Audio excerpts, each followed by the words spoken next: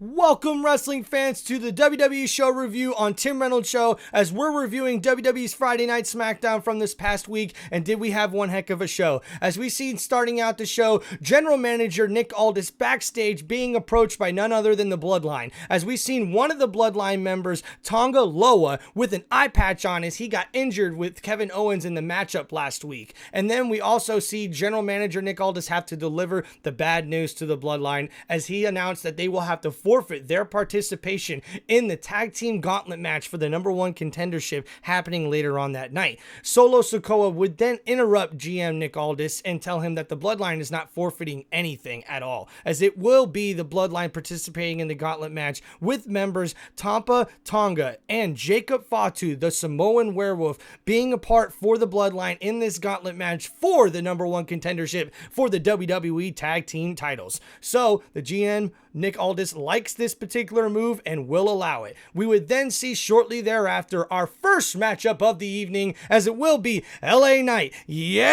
taking on Santos Escobar in our first big match of the evening, and as these two would tear it up in the middle of the squared circle for everybody in attendance. As both of these athletic and competitive superstars went at each other one-on-one, we would see shortly thereafter Logan Paul, the United States champion, come and get himself involved to try to distract and attack LA Knight, which LA Knight would then counter. But Santos Escobar would take advantage of the distraction as he beat down LA Knight, and right as he looked like Santos was going to get the victory, we seen LA Knight counter once again as he was able to pick up the 1-2-3 pinfall victory over Santos Escobar in the first match of the evening. But then Logan Paul shortly thereafter would sneak attack LA Knight, and with the help of Santos Escobar beat down LA Knight in the middle of the ring before Logan Paul would then get on the top rope and deliver a frog splash to LA Knight as he lays flat in the middle of the ring. Logan Paul stands tall and sends a statement to LA Knight before their matchup for the United States Championship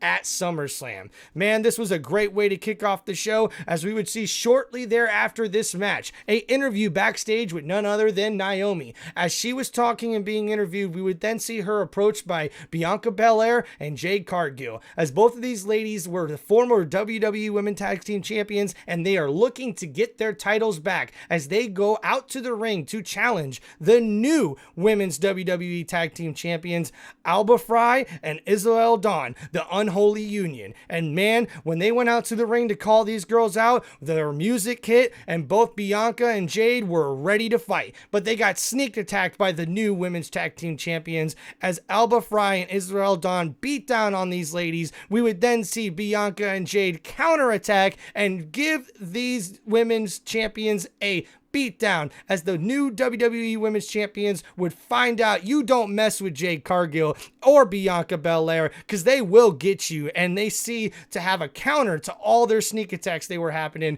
And I cannot wait to see Jade Cargil and Bianca Belair get their rematch for the women's WWE Tag Team titles. We would then see shortly thereafter an interview backstage with none other than the United States Champion himself, Logan Paul, as he was asked why he felt he needed to make a statement and beat down LA Knight early on in the evening. Well, he said, what a dumb question you're asking, but it's all about giving you guys the first course of a 3-course meal. You see, Logan Paul is from Cleveland, Ohio. This is his hometown, and this is his hometown that is also the ultimate underdog, and he himself feels like he was the ultimate underdog that turned social media megastar, that turned WWE superstar, and now he's gonna go back to Cleveland, Ohio, in Cleveland Stadium, in front of his family and friends, and put on a show for all the WWE Universe to see. And LA Knight is not even going to get a sniff of his United States title. And Logan Paul looks ready to make a statement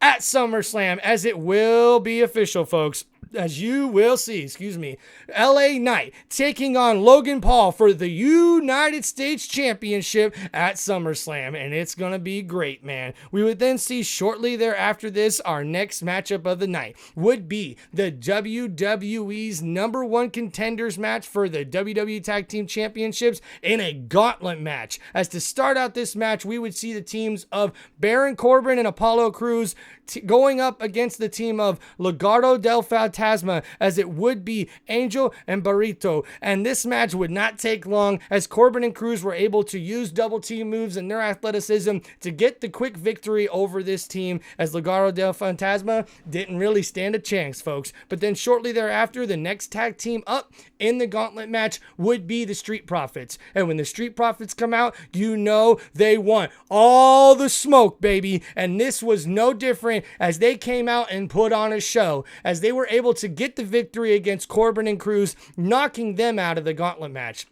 We would then see shortly thereafter the next team that would approach would be Pretty Deadly in this tag team gauntlet match. And this one didn't last long, folks. Pretty Deadly tried to put on a good offensive attack, but they were no match for the Street Profits, as they go ahead and get the quick victory over this team. And then next up, we would see the tag team of the OC, as none other than Carl Anderson and Luke Gallows would come out, as these veteran wrestlers would give the Street Profits a lot to handle in this matchup. But the Street Profits would definitely be able to come out on top for their third straight victory in the Gauntlet match, pinning these guys 1, 2, 3. We would then see our last team come out in this Gauntlet match, and it was none other than the Bloodline themselves, as we seen Tampa Tonga and Jacob Fatu, the Samoan Werewolf, intimidating the Street Profits, who are already so gassed from being in this Gauntlet match this long, already with 3 victories, as they're looking to get a 4th straight victory to become #1 contenders. But the Bloodline would beat them down senseless, as the Street Profits didn't really stand a chance, and Jacob Fatu, the Samoan Werewolf, took over in this matchup and was able to get the 1, 2, 3 pinfall victory, as the Bloodline are now the #1 contenders for the WWE Tag Team titles, as it will be Tampa Tonga and Jacob Fatu, as those 2 members of the Bloodline will be looking to become new tag team champions. Man, I cannot wait to see when this matchup occurs, whether it be at SummerSlam or SmackDown next week. But this was a great gauntlet match that the Bloodline, of course, were going to win after they came out last, and we knew Jacob Fatu has been dominating these past few weeks on SmackDown, and he did it once again, eliminating the Street Profits and beating them down in this matchup.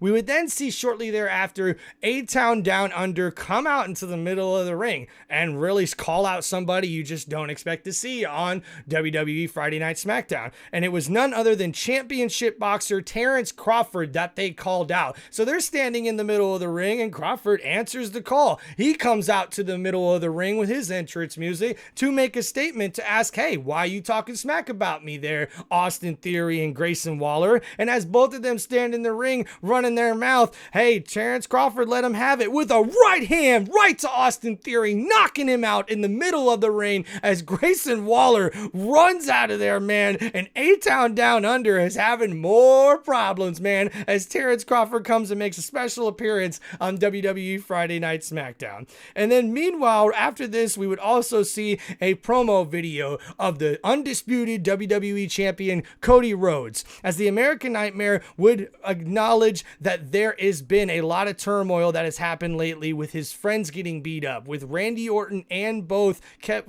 Kevin Owens himself getting beat up the week prior by the Bloodline, taking out all of his friends. Cody Rhodes knows it's going to take everything he's got to make sure that the Bloodline does not take back the WWE Championship. And the American Nightmare is going to do everything to make sure that does not happen, as he challenges Solo Sikoa to meet him next week in the ring, one-on-one, solo, by himself, meet the WWE champion in the middle of the squared circle, so they could face off against one another to talk stuff out, to say, hey, what do we got, man? Are you ready? Are you really ready for this moment? And we're going to find out, as both Cody Rhodes and Solo Sikoa will meet up against each other one-on-one next week.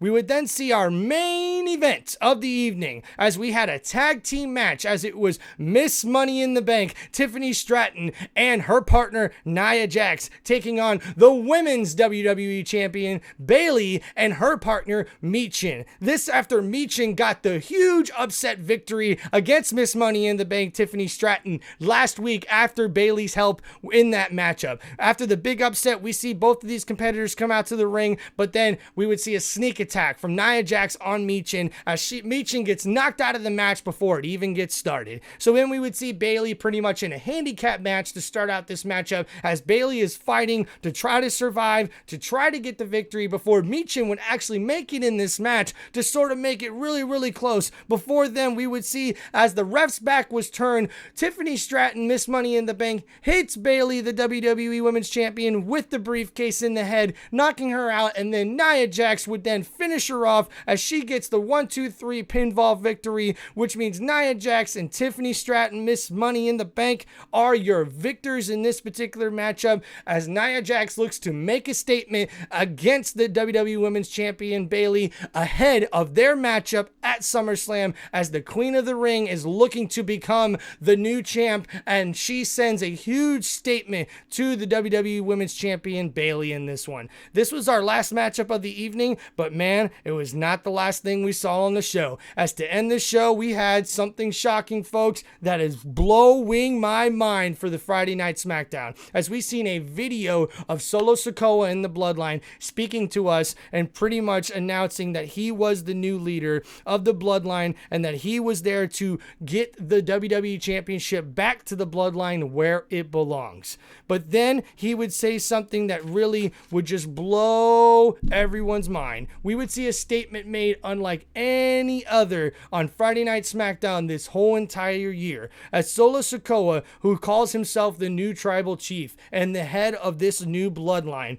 would make a statement that I just have to repeat to you guys. And what Solo would say is that he will not only beat Cody Rhodes to bring back the WWE title where it belongs to the Bloodline, but if Roman Reigns wants to come back and he does not acknowledge Solo Sikoa as his tribal chief, then he sees what will happen. As he sees what happened to Randy Orton, as he can see what happened to Kevin Owens, as he could see what happened to Cody Rhodes after they put Cody Rhodes through a table, and he will have to acknowledge me. Roman Reigns will have to acknowledge me, Solo Sikoa, as his tribal chief.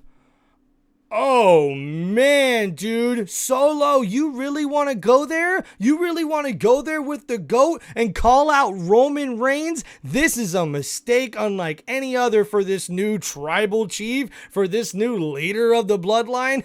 You don't know what you got yourself into, Solo Escobar. Man, I can't even speak straight. This is bad, dude. Roman Reigns is going to beat the living heck out of Solo Sikoa.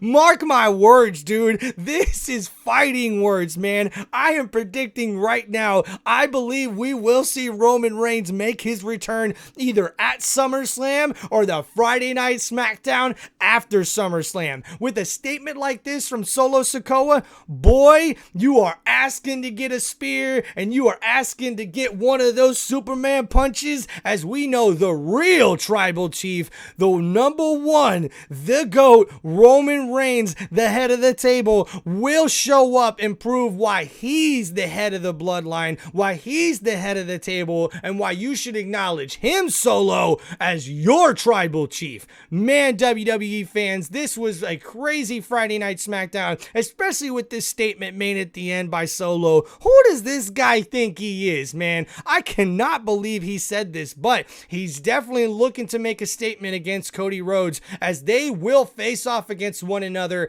in the main event of SummerSlam in Cleveland, Ohio, in Cleveland Brown Stadium, as it will be the undisputed WWE Champion, the American Nightmare, Cody Rhodes, taking on the leader of the new Bloodline, the new head of the table, the new tribal chief, Solo Sikoa. As is he really ready? Is Solo really ready to be the WWE Champion, to take down Cody Rhodes? I don't think he's ready for the American Nightmare. as I predict Cody Rhodes is going to be ready to take on Solo Sikoa in the Bloodline. And I cannot wait to see next week's Friday Night SmackDown, as it will be one-on-one in the middle of the squared circle. The WWE Champion, the American Nightmare, versus the Tribal Chief, as they face off with another one-on-one without the Bloodline, eye to eye, to try to get this settled and get themselves ready for the main event at SummerSlam. And I cannot wait to see these two, Cody Rhodes, Solo Sikoa, one-on-one next week on Friday Night SmackDown. And this has been your WWE show review on Tim Reynolds Show. Please like and subscribe to the channel for more WWE content, football content, sports content, and sports entertainment that you all are gonna love. I promise you, man, as it's getting hot in WWE, this Friday Night SmackDown was definitely one for the books to check out, to pay attention to as we head towards SummerSlam.